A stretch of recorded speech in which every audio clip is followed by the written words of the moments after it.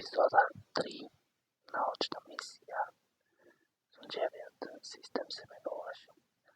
Алармот што го покрена Елијан Ривера и неговата екипа не престануваше.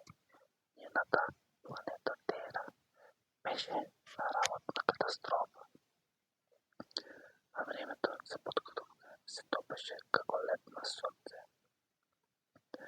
На големата конференција за научна мисија Елијан стапна пред мултинационален тим на експерти.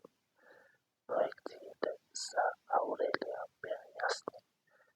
Звездата се шири, температурните бури ќе ги уништат градовите последните децении, а планета ќе стане непогодна за живот. Нашата единствена шанса да го спасиме човештвото е изградба на голем вселенски брод со криокабини, рече Елијан. Брод што ќе пренесе доволно луѓе до нов сончев систем. Секој од вас дел од оваа мисија. Нема простор за грешки. Тимот беше мешавина од инженери, астрофизичари, биолози и експерти за криотехнологија. Првиот чекор беше локацијата. Огромна арена на планета беше избрана за изградба на прототипот на бродот.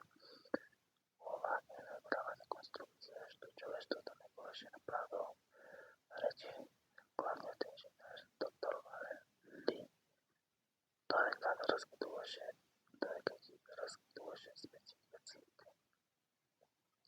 Ке ни бидат потребни години, но со оваа терминологија можеме да ги спасиме генерациите што доаѓаат. Мара го следеше Елијан, грижливо наблюдувајќи ги проценките. Мислиш ли дека навистина ќе можеме да го направиме? Дали бродот ќе биде доволен? Не можеме да знаеме додека не пробаме, рече Елијан, но можеме да се обидеме. Ако не го сториме ова, нашата цивилизација ќе исчезне. Покрај научните предизвици се појавија и социјалните ризици. Владите на планетата дискутираа кој има право на билет за спасувачкиот брод, а дел од населението започна да се бунтува.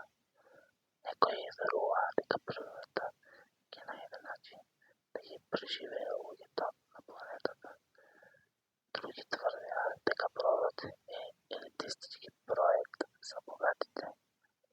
Младата инженерка Кира Солис, дел од тимот, предупреди: ако не ги вклучиме сите, ризикуваме саботажи и внатрешни конфликти. Ова не е само проект.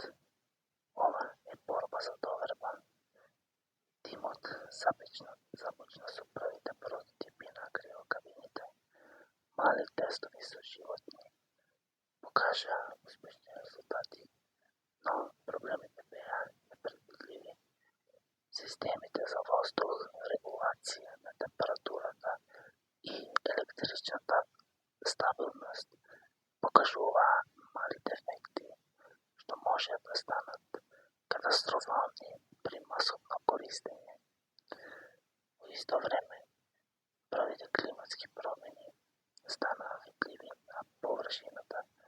Магнетни бури уништуваа електронски системи, екстремни поплави ја поткопуваа инфраструктурата, а вулканската активност се зголемуваше.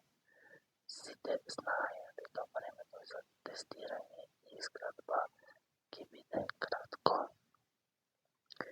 Елијан ја собра екипата пред гигантската проекција на бродот. Се што правиме сега е за следните генерации. Не е само технологија. Ова е доверба, соработка и љубов кон животот. Ако не се обидеме, нема да има етнија. Додека вечерта падна на Тера, Елијан стоеше на дридот со Мара до него.